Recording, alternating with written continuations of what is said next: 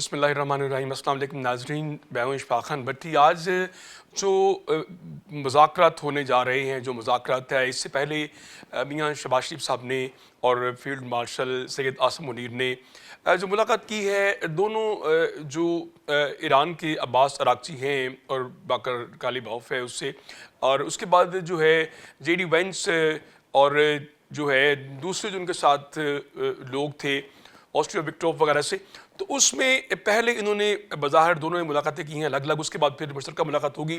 और सारी दुनिया जो है इस वक्त पाकिस्तान की तरफ देख रही है। इंटरनेशनल मीडिया जो सारा इस वक्त पाकिस्तान में है, तमाम जो दुनिया के चैनल हैं, जो अखबारात हैं, वो सुर्खियाँ उसकी यही हैं कि पाकिस्तान ने एक बहुत बड़ा मार्का सर किया है अमन के लिए, ख़ित्ते में अमन के लिए और इंसानियत की भलाई के लिए। ये बहुत बड़ा इक़दाम है जो पाकिस्तान ने सर अंजाम दिया है। लेकिन इसमें देखना ये है कि अमेरिका का जो किरदार है या जो इसराइल किरदार है उसका वो क्या रहा है। जब ये स्टार्ट हुआ है, जब सीज़ फायर हुई है 40 दिन के बाद, तो उसके नेक्स्ट जो है इसराइल ने एक बहुत बड़ा हमला किया लेबनान के ऊपर, और वहाँ पर बहुत सी शहादतें हुई हैं। अब तक वहाँ पर 1900 लोग जो शहीद हो चुके हैं, उसमें बच्चे भी हैं, उसमें सारे सिविलियन लोग थे, उसमें सिक्योरिटी गार्ड्स भी उनके थे। अच्छा, अब देखना ये है कि एक तरफ तो कह दिया गया है अमेरिका ने कि हम सीज़ फायर कर रहे हैं, ये आर्जी 2 हफ्ते की जंगबंदी है, लेकिन इसराइल इससे बाज नहीं आ रहा। अब देखना ये है कि इसराइल का किरदार इसमें क्या है, और जो किस तरह ये आमदा हो गया है, किस तरह ये इन्होंने शो कर दिया अपनी इस आमादा हो गए हैं कि जी हम ठीक है अमेरिका कर रहे हैं। हुआ ये है, खबर ये है कि एक तुर्क सहाफ़ी है, उसने एक प्रोग्राम में बैठ के बात की इंटरनेशनल लेवल पे कि जी जब ये स्टार्ट हुआ है तो इसराइल ने कहा था कि लेबनान में मैं अपनी जारी रखूँगा। जो 10 नुकात थे, जो शराइत थी ईरान की, उसमें ये भी था, लेकिन उसने कहा जी जो उनकी 15 शराइत थी उसके मुकाबले में वो 15 शर्तें हैं कि जी जो इसका यूरेनियम अफसोदगी है, जो एटम बम नहीं बनाएगा, बैलिस्टिक मिसाइल बंद कर देगा, उसके बाद जो खित्ते में जो हमास है, हिजबुल्लाह है, अमेरिका कहता है उसकी मदद नहीं करेगा ईरान। ये उसके नुकात जो हैं सारे मैं बता रहा हूँ आपको, वो मदद नहीं करेगा। उसके बाद जो है अपना प्रोग्राम रोल बैक कर लेगा, और जो फंडिंग करता है इन जमातों को वो नहीं करेगा, जो आपने हरमज़ है उसको बंद नहीं करेगा। ये तमाम उसके नुकात थे। उसके जवाब में जो 10 नुकात दिए ईरान ने, उसमें यह था कि जी हम अपना एटमी प्रोग्राम रोल बैक नहीं करेंगे। अच्छा, एक जो उसकी बहुत बड़ी ये एक जो उनका नुक्ता था कि जी जो इंटरनेशनल एटॉमिक एनर्जी है, एजेंसी है, वो आके इसको आपकी चेकिंग कर सकती है, जो एटॉमिक प्रोग्राम देख सकती है आपका, उसकी इजाज़त दें, ईरान दे। लेकिन उसकी इजाज़त इन्होंने कहा जी हम नहीं देंगे। अब जो है ये इस तरह के मामला हैं कि इस पर आगे पेशरफ नहीं हो रही थी।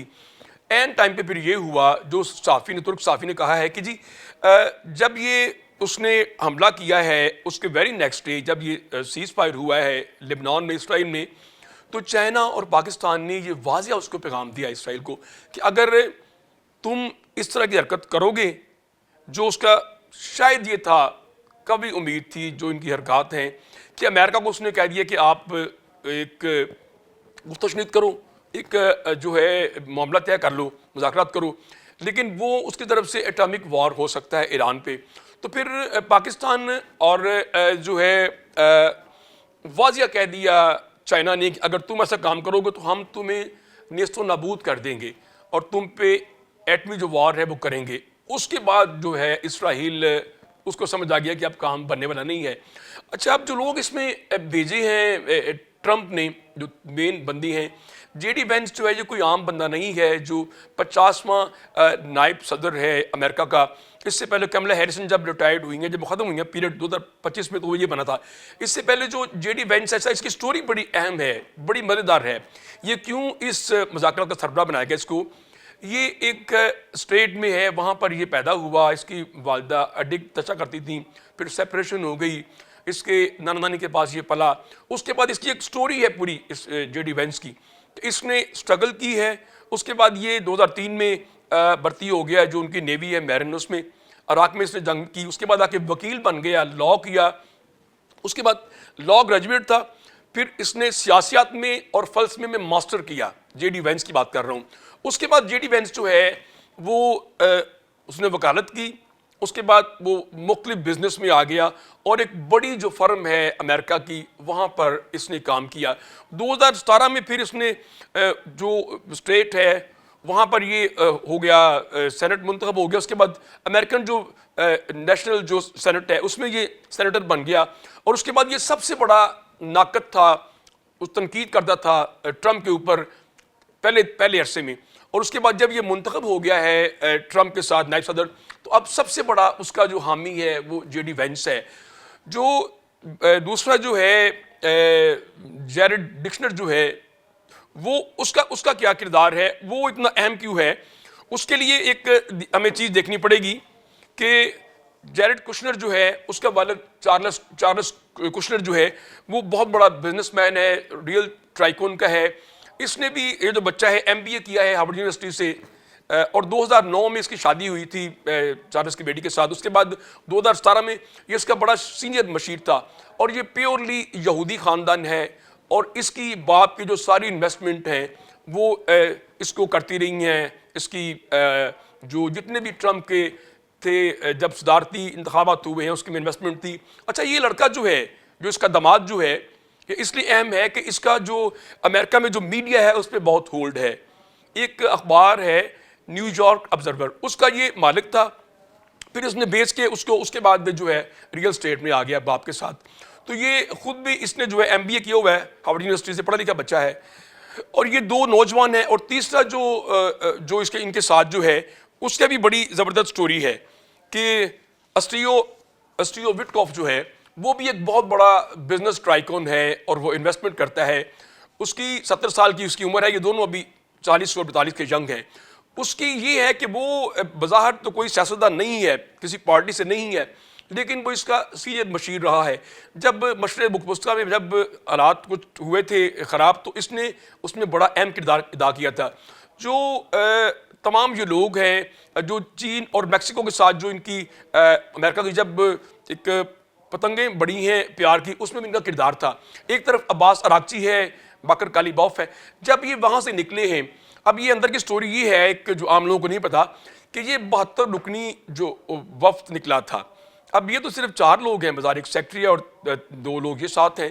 तो इसमें एक मनाफ 168 इसका नाम रखा गया है। मनाफ 168 वो है कि जहाँ पर 168 बच्चियाँ शहीद हुई थी जब हमला किया था अमेरिका ने। तो उसके नाम से इसका मिशन है जो मुज़ाकरात होने जा रहे हैं। और उसमें एक तस्वीर भी सोशल मीडिया पे आ गई थी, मीडिया में आई थी कि वो जहाज़ के अंदर उन बच्चियों के बस्ते रखे हैं, उन पे फूल रखे हैं, बुक्स रखी हैं। 168 सीट्स थी, तो वहाँ ये बड़े रोए हैं। उसके बाद फिर आगे चल के जो है ये जब आए हैं यहाँ, तो ये ऐसे नहीं आए कि वहाँ से उड़ के आ गए हैं, चूँकि शक था कि दोबारा फिर कोई हरकत ना करे इसराइल जो है। इसके लिए फिर इन्होंने बड़ी स्पेशल एक जो है पाकिस्तान जो है इन्होंने एक स्पेशल तैयारी की है। एक वहाँ पर एक पूरा एक जो उनका एयर स्पेस जोन था ईरान का, वहाँ पर जाके इन्होंने जो हमारे पाकिस्तानी तैयारे थे, JS थंडर 17 था, F-16 थे, और उसके बाद जो है ऑयल टैंकर थे जो हवा में उड़ रहे थे बहरीन के पास से, ILM। और उन्होंने जो हवा में अगर ज़रूरत हो तो उनको वहाँ से फ्यूल मिलता है तैयारों को, वो थे। और उसके बाद इनकी जो है जासूसी कर रहा था बाकायदा, जो है एक जो रडार सिस्टम है वो कर रहा था। और ईसा रडार वो रडार है जो उसकी तैयारी जासूसी कर रहा था, अगर 105 मील दूर भी तैयारे हों तो उनको वो डिटेक्ट करता है। तो ये इसमें लेके फिर इन्होंने स्पेशल उसको कवर किया, उसके प्लेन को एक बनाई है स्पेस। ख़तरा था कि कहीं वो जो लोग हैं इनको हिट ना कर दे इसराइल, तो उनको फिर ये लेके आए हैं। ये हाईली मिशन था जिसमें कि ईरानी कौम को पता नहीं था, हमें पता नहीं था कि इस वक्त वो यहाँ आए हैं, कैसे आए हैं।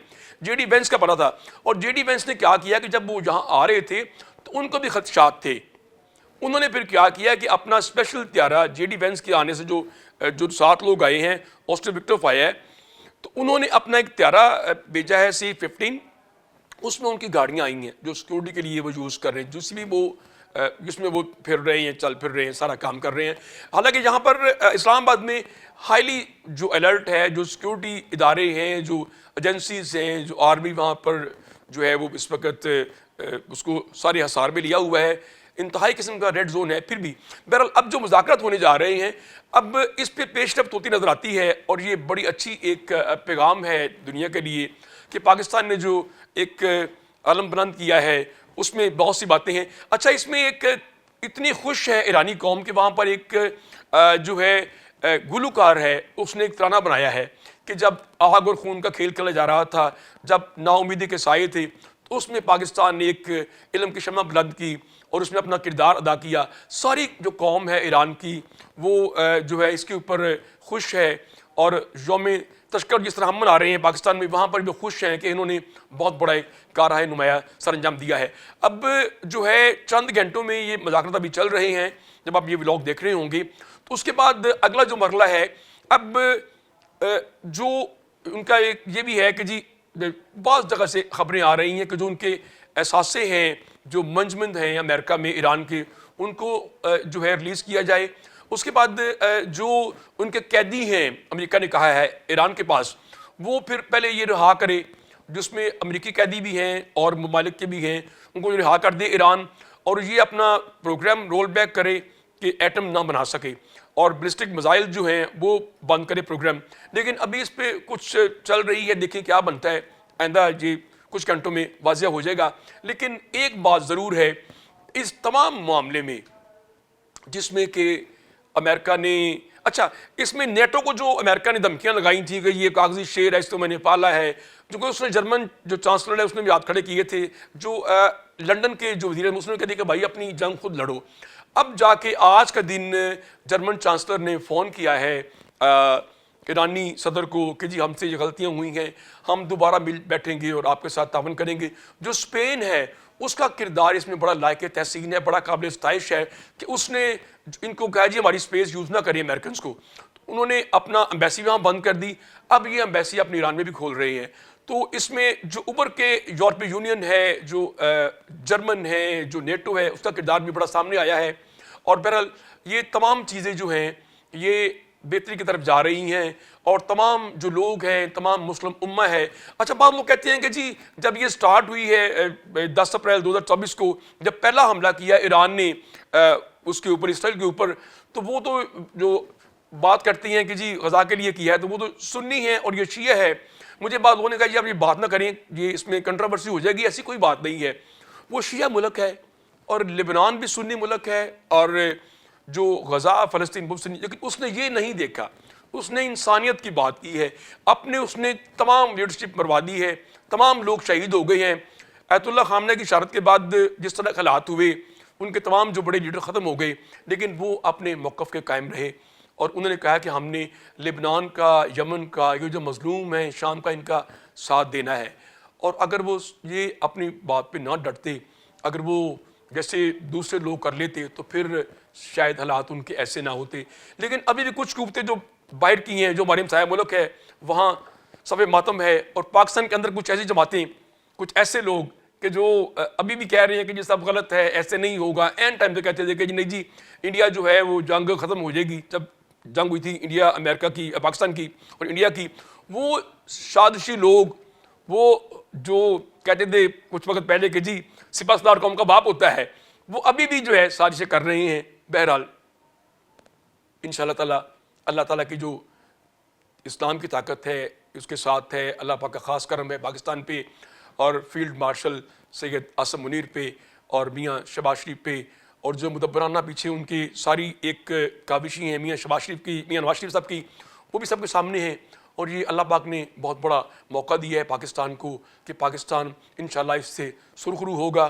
और तमाम दुनिया में जैसे कहते थे कि तमाम जो फ़ैसले हैं ये पाकिस्तान से हुआ करेंगे, दुनिया के फ़ैसले आप लोग देख रहे हैं पाकिस्तान से हो रहे हैं, और इंशाअल्लाह ऐसा ही होगा। अल्लाह आपका और मेरा हामी और नासिर हो। अस्सलाम वालेकुम।